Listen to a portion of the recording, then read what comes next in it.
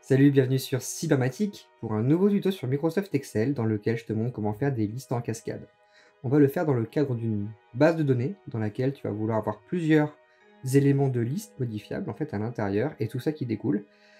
Ça va être une formule pas très simple à écrire, donc c'est pour ça que je fais un tuto très détaillé, étape par étape, pour que tu puisses très facilement reproduire l'astuce que je te montre aujourd'hui. On passe à la pratique.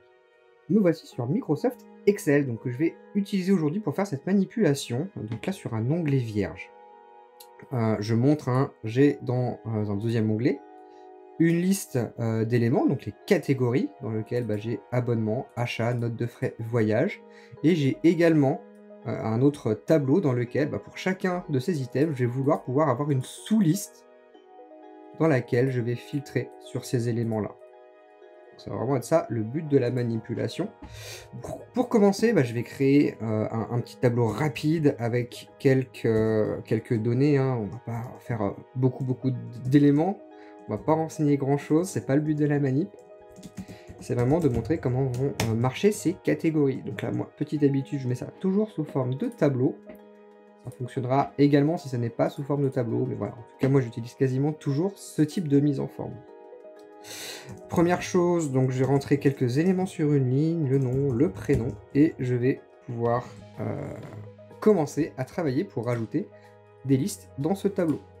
J'ai déjà fait un tuto qui explique comment on peut rajouter des listes dans un tableau de manière assez intelligente, donc tu dois pouvoir avoir le lien qui s'affiche en haut de la vidéo. Moi là je vais faire en version très rapide, je l'avais déjà fait de toute façon auparavant. Donc on a une première liste sous forme de tableau que j'ai nommée. Donc c'est dans formule, gestionnaire de nom. On peut voir que j'ai fait quelque chose qui s'appelle liste catégorie. Et cette liste catégorie, je vais directement l'affecter en validation de données. On va dans données, validation des données, valider les données. Et là, je vais mettre liste égale liste catégorie. Alors le mieux dans ces cas-là, ça va être de copier-coller le nom, pour être sûr qu'on ne fait pas une faute de frappe, ce qui doit être le cas dans la manip que je viens de faire. Donc ouais, pas hésiter à faire un copier-coller, ça évite les erreurs. Liste égale... Voilà, et donc quand je fais ça, effectivement, j'ai bien récupéré l'ensemble de ces éléments. Donc ce qui va m'intéresser ici, c'est de faire une deuxième liste dans laquelle je vais retrouver, si je clique sur achat, je veux pouvoir retrouver software, hardware, véhicule, service sous la même forme que ça. Si je marque note de frais, dans cette deuxième colonne, je vais pouvoir voir ces éléments-là qui apparaissent. On va être obligé de passer par une formule qui est un petit peu compliquée à écrire, donc je l'ai débloquée en 4 étapes, cette manipulation. On va déjà faire une fonction décalée. À l'intérieur de ce décalé, on va faire une fonction d'équivalence. À l'intérieur de la fonction décalée toujours, on va faire un nombre de valeurs également. Donc tout ça, je vais l'expliquer au fur et à mesure. Et à la fin, on va tester que ça fonctionne sur plusieurs lignes. Donc ça paraît un peu bourrin dit comme ça, mais en respectant les étapes, la formule va pas être si terrible que ça à écrire. Donc étape numéro 1, le décalé. Donc là, on va commencer à rédiger cette fonction. Je conseille vraiment d'utiliser le FX pour l'occasion. Ce sera beaucoup plus facile en passant par là. Donc on tape effectivement décalé, FX, et on arrive sur cette interface. En référence, pour le décaler, on va prendre dans la liste la première ligne, première colonne de l'ensemble qui contient nos sous-parties. Donc il faut bien que l'ensemble soit attaché. Alors pas forcément dans l'ordre, mais au moins attaché. Et on va prendre le premier élément de cette liste. On appuie sur F4 de notre clavier pour pouvoir faire apparaître les petits dollars qui vont fixer en fait cette colonne. Ensuite, là, pour démarrer, sur ligne, on va décaler de 1. Pour colonne, on va marquer 1, même si ça, on va le modifier après, on va marquer 1.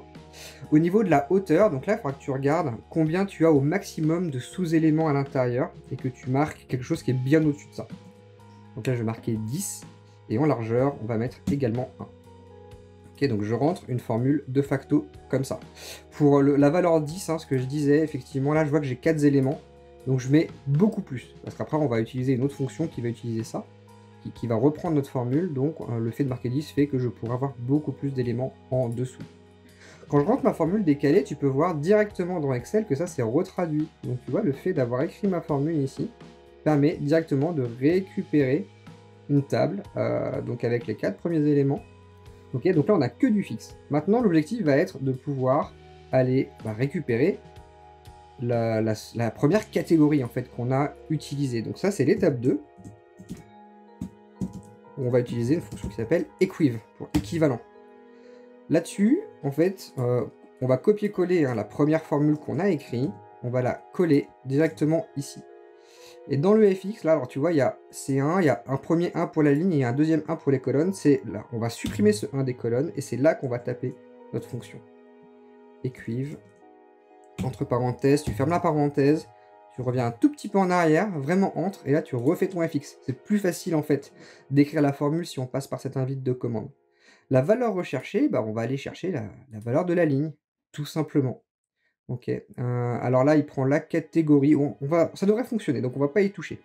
On va rester comme ça, sinon il aurait fallu le mettre en coordonnées, mais on va rester là-dessus. On verra s'il faut changer derrière. Le tableau de recherche, en fait, on va retourner sur notre liste et on va récupérer. Voilà, on prend tout. Abonnement, achat, note de frais, donc tous les sous-listes qui correspondent. Et on appuie sur F4 pour qu'on reste toujours là-dessus. Comme ça, quand on fera glisser notre formule, ça ne bougera jamais. Et le type, tu mets 0. 0 pour... on fait une recherche des valeurs exactes. Là, comme tu peux le voir déjà, ça renvoie une valeur, donc ça renvoie 1. Ce qui veut dire qu'on décale de 1, en fait, notre table. Donc tu vois, ça renvoie pareil un résultat. Par contre, la différence, c'est que là, si je sélectionne, eh bien, je vais glisser sur la deuxième partie des valeurs. Okay, donc ça c'est top, super important à utiliser. Alors, au niveau de l'équivalence, tu vois, juste un truc aussi également. Quand tu fais sur voyage, tu as 0 parce qu'en fait, on va trop loin dans la table. L'équivalence nous renvoie carrément à la colonne G, alors et pour tous. Du coup, à la fin de ta fonction d'équivalence ici, quand tu arrives après la parenthèse, surtout, tu n'oublies pas de faire un petit -1. Donc au niveau des abonnements, comme ça, tu récupères bien les Free, Orange et compagnie, qui sont au niveau de l'abonnement. Et quand tu vas continuer à avancer, tu seras pas décalé, en fait, de ce niveau de valeur. Ensuite, une fois qu'on a fait ça, on a plein de zéros, et les zéros, ils sont pas cool. Niveau design, c'est pas ce dont on a besoin. De fait, je vais rajouter une troisième étape où je vais regarder le nombre de valeurs qui sont dans ma formule pour ne retenir que celles qui sont différentes de rien du tout, ce qui aura pour effet de dégager les zéros. Ok. Donc pareil, on reprend la formule précédente, qui commence à être assez compliquée, c'est pour ça qu'on l'a fait en étapes en fait. Et le nbval, là c'est au niveau du 10 que ça se joue. Alors là, pour le coup, on va prendre toute la formule, sauf le égal. On prend toute la formule sauf le égal. Et au niveau du 10, je retire le 10, je tape nbval,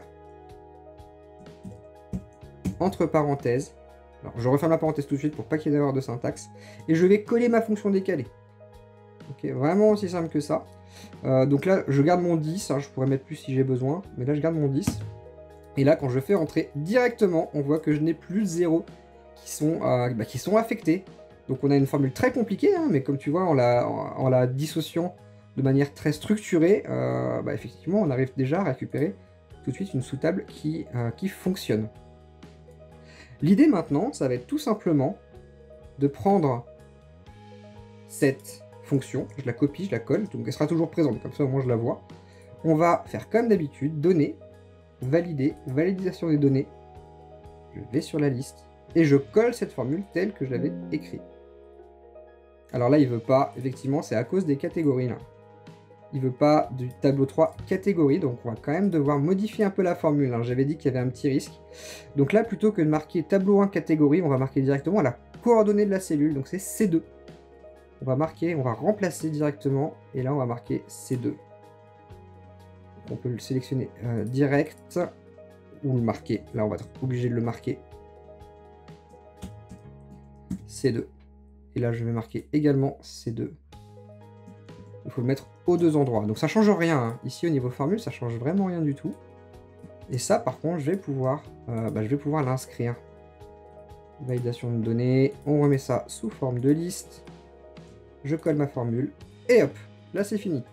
Et comme tu peux le voir, eh ben, j'ai ma sous-catégorie, effectivement, qui est accessible. Donc si je prends mes abonnements, dans ma liste déroulante, j'ai Free, Orange, Adobe, Apple. Si je prends des achats, j'ai Software, Hardware, Véhicule, Service. Si je prends note de frais, j'ai Déjeuner, Hôtel, Déplacement. Et si je prends Voyage, j'ai bien Avion, Hôtel et Restauration. Donc ça c'est, voilà, on a vraiment fait le plus dur de la manip. Maintenant on va juste vérifier que ça fonctionne sur les lignes suivantes. Hein. Donc il faut refaire quelques enregistrements pour être sûr que cette donnée de validation soit bien fonctionnelle. Achat. Et là, c'est bon. Au niveau achat, je récupère la même liste que celle dont j'avais besoin. Donc ça c'est cool parce que du coup ça marche pas que sur des cellules fixes. Hein. On a fait quelque chose qui permet de travailler sur une base continue. Voilà, je rajoute une ligne. Note de frais. Déjeuner. Voilà, si je me suis trompé, je peux revenir en arrière, marquer des achats. Mettre en software ou en hardware, aller un abonnement Adobe. Donc voilà comment très facilement, en structurant cette formule un peu compliquée, tu vas réussir à faire des listes en cascade de manière relativement simple. Voilà pour ce tuto Excel sur les listes en cascade, donc assez technique. J'ai essayé vraiment de te décomposer cette manipulation de la manière la plus évidente possible pour que tu n'aies pas trop de difficultés à l'écrire. Donc il y a quelques pièges à éviter, surtout structure bien cette formule de manière à atteindre le résultat dont tu as besoin. Et bien sûr, cette manip peut être répétée sur autant de niveaux que tu le souhaites, et elle fonctionne sur une base de données, donc ça veut dire que c'est pas que des cellules fixes que tu vas renseigner, ça va marcher sur une table qui grandit au fur et à mesure. J'espère que ça t'a plu et que ça te sera utile. Abonne-toi à la chaîne, ça fait super plaisir de voir la communauté grandir, c'est la vraie récompense. Et également active ta petite cloche pour savoir quand les vidéos sortent. Allez, bon courage avec Excel et avec cette formule un peu bourrin. Et nous, on se dit à très bientôt pour un prochain tuto. Ciao.